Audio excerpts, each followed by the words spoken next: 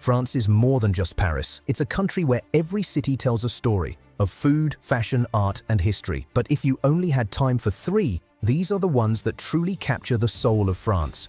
Picture this: cobblestone streets that have witnessed centuries of secrets, markets bursting with colors you didn't know existed, and cafes where time seems to slow down just for you. Today, we're embarking on a journey through three French cities that will redefine everything you thought you knew about this enchanting country. I'm taking you beyond the tourist trails, past the obvious choices, and into the beating heart of what makes France absolutely magical. These aren't just destinations, they're experiences that will change how you see travel forever. So grab your virtual passport, because we're about to discover the top 3 cities in France that every traveler should experience. And trust me, by the end of this journey, you'll be booking your flight before you even finish watching. Let's start our countdown with number 3, a city that might just surprise you. Number 3. Lyon, the Culinary Cathedral. The morning mist rises from the Rhône River as Lyon awakens, and there's something almost mystical about this moment. The city stretches before you like a living museum, where every corner whispers tales of silk merchants, resistance fighters, and culinary revolutionaries. This is Lyon, France's 3rd largest city, and arguably its most delicious secret. Most travelers rush past Lyon on their way to more famous destinations, but they're missing something extraordinary. This city doesn't just serve food, it creates culinary poetry. Lyon is where French gastronomy was born, where legendary chefs learned their craft, and where your taste buds will experience flavors they never knew existed. Walking through Vieux-Lyon, the old quarter, feels like stepping through a portal into medieval France. The Renaissance buildings lean toward each other across narrow streets, as if sharing centuries-old gossip. But here's where Lyon reveals its first secret: the traboules. These hidden passageways wind through buildings, connecting streets in a labyrinthine network that once helped silk workers transport their precious cargo. Finding these traboules becomes a treasure hunt. Push open an unmarked door, climb a spiral staircase, and suddenly you're in a completely different world. During World War II, these same passages sheltered resistance fighters, turning Lyon into a city of heroes hidden in plain sight. Today, they offer you a chance to walk in the footsteps of history while discovering courtyards that Instagram could never capture properly. But let's talk about what really makes Lyon legendary: the food. This city has more restaurants per capita than anywhere else in France, and that's saying something. The bouchons, traditional Lyonnese restaurants, serve dishes that have remained unchanged for generations. Imagine tender coq au vin that's been perfected over centuries, or quenelles so light they seem to float on your tongue. Here's something most guidebooks won't tell you. Visit the Traboul at 54 Rue du Boeuf on a Thursday morning. That's when local grandmothers gather to share recipes that have never been written down, passed from generation to generation like precious heirlooms. If you're lucky, and if you speak a little French, they might invite you to join their impromptu cooking lesson. The Presqu'île district offers a completely different energy. Here, between the Rhône and Saône rivers, Lyon transforms into a sophisticated urban playground. The Place Bellecour, one of Europe's largest pedestrian squares, becomes a stage where street performers compete with the stunning architecture for your attention.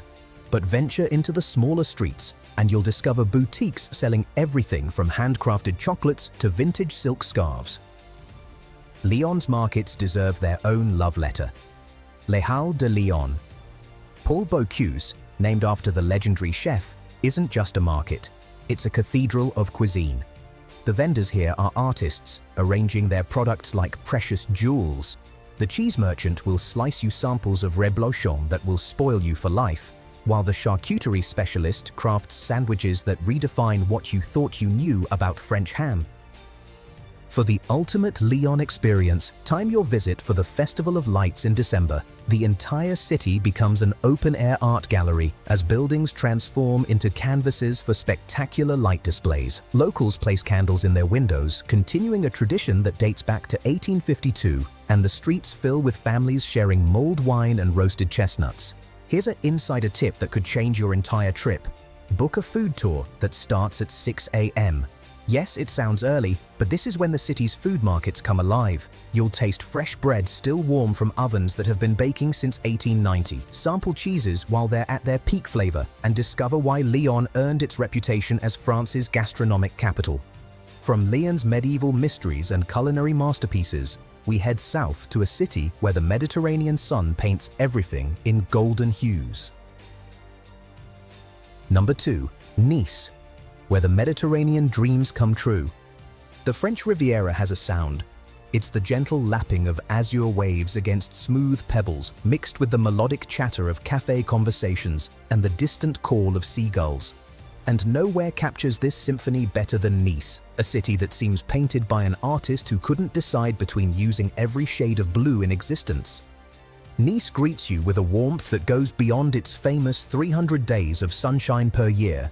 This is a city where sophistication meets relaxation, where you can sip champagne at a rooftop bar overlooking the Mediterranean, then 5 minutes later find yourself browsing through a bustling market that could have existed unchanged for the past century.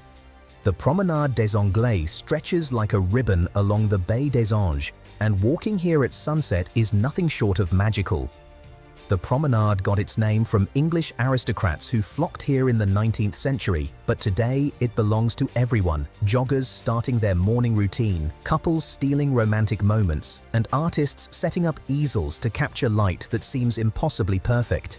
But Nice's real treasures lie beyond the famous promenade. The old town, known as Vieilleville, unfolds like a living postcard. The buildings here aren't just colorful, they're joyously, impossibly, magnificently colorful. Burnt orange walls stand next to lemon yellow facades, while deep red shutters frame windows that overlook narrow streets barely wide enough for two people to pass. The Cours Soleil market transforms throughout the day like a chameleon. In the morning, it's a flower market where the air itself seems perfumed with jasmine, roses, and lavender. Vendors arrange their blooms in patterns that rival any museum artwork, and the locals select their flowers with the same care you might choose jewelry. By afternoon, it becomes a food market where the tomatoes are so perfect they look artificial, and the olives glisten like precious stones. Here's something special about Nice that most visitors miss. The city's artistic soul runs deeper than its pretty surface. This is where Matisse spent his final years, inspired by light that he described as liquid gold. The Musée Matisse houses works created in this very city, paintings born from Mediterranean mornings and evening walks along the coast.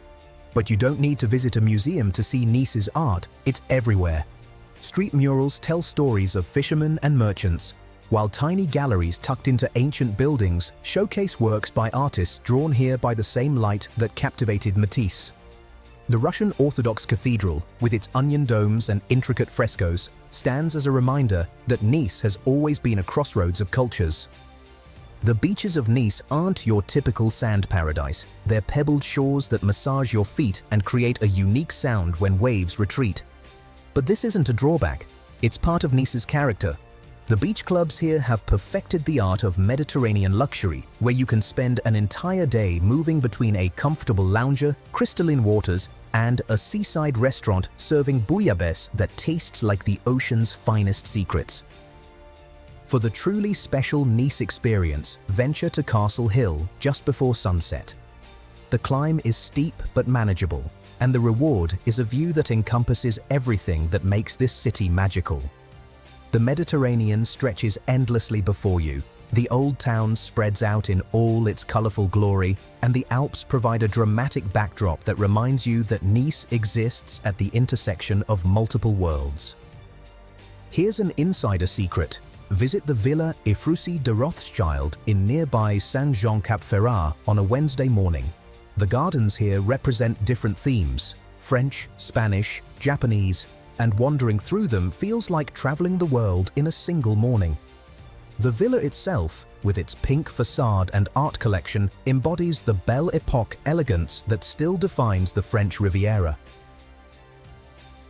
Nice's culinary scene reflects its position as a cultural crossroads. The socca, a chickpea pancake sold from street stalls, represents the city's connection to Italy and North Africa. Paired with a glass of local rosé, it becomes a meal that captures Nice's essence. simple, sophisticated, and absolutely satisfying. The nightlife ranges from sophisticated hotel bars where jazz musicians play to intimate wine bars hidden in the old town's maze of streets. But perhaps the most magical Nice experience happens at dawn, when the city belongs to early morning swimmers, cafe owners preparing for the day, and the few travelers wise enough to witness a Mediterranean sunrise. From Nice's Mediterranean magic, we journey north to a city that needs no introduction but still holds countless secrets. Number 1. Paris, the eternal city of hidden wonders.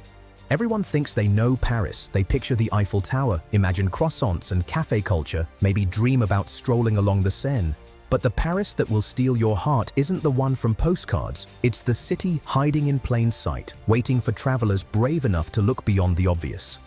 The real Paris awakens in the early morning hours in neighborhoods that guidebooks barely mention. In Belleville, street art covers entire buildings, telling stories of immigration, dreams, and the constantly evolving Parisian identity. This is where young artists live in studios that would have housed previous generations of creative dreamers, where Chinese restaurants share streets with traditional French bistros, creating a cultural fusion that represents modern Paris better than any monument ever could. Montmartre, yes, but not the Montmartre you're thinking of. Skip the crowds around Sacré-Cœur and instead wander into the winding streets that spiral away from the Basilica. Here, you'll discover the Montmartre that Picasso and Renoir knew, quiet squares where locals play pétanque, hidden vineyards that still produce wine within the city limits, and staircases that lead to viewpoints where Paris spreads before you without another tourist in sight. The Paris of hidden bookstores deserves its own chapter in travel legend. Shakespeare and Company gets all the attention, but the real literary treasures hide in unlikely places. The Red Wheelbarrow bookstore in the Marais district hosts poetry readings where locals and expats gather to share words that might never see publication. Abbey Bookshop near Saint-Germain smells of old paper and infinite possibilities, while the owner, a Canadian who's become more Parisian than most natives, remembers every customer's reading preferences. But let's talk about Paris rooftops, a world that exists parallel to the street-level city below.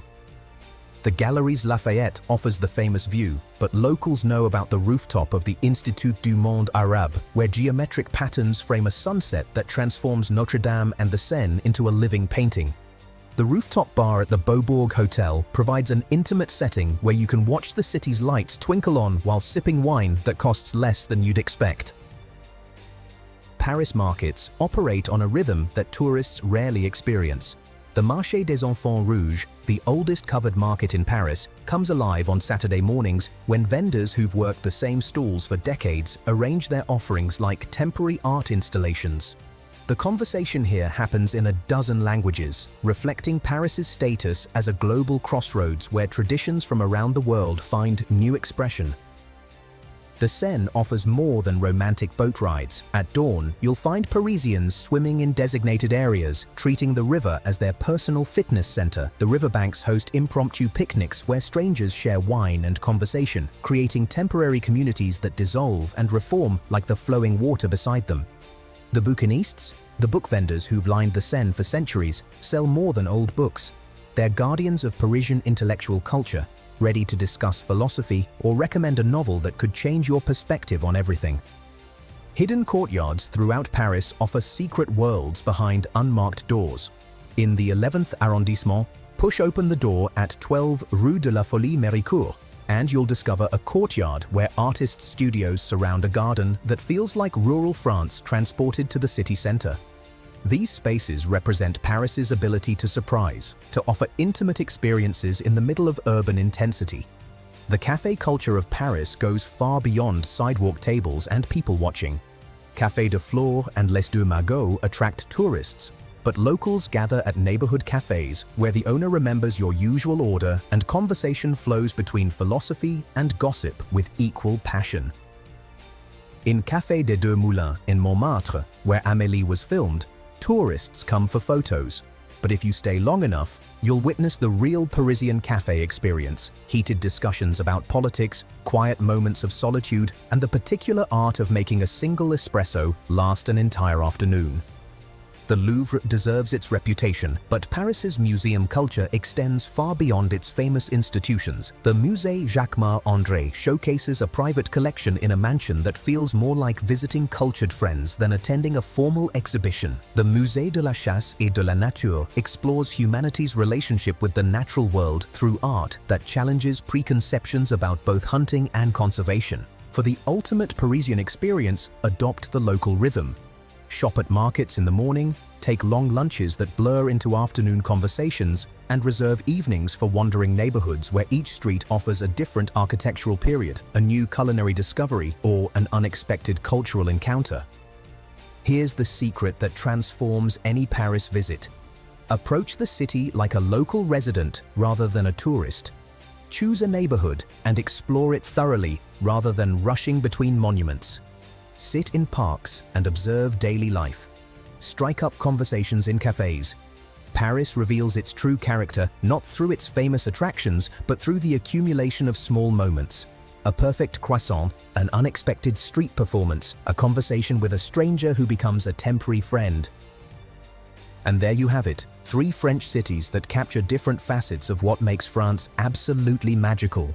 Lyon, where culinary artistry meets medieval mystery.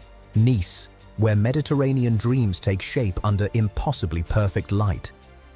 And Paris, where every street holds secrets waiting for travelers curious enough to look beyond the postcards.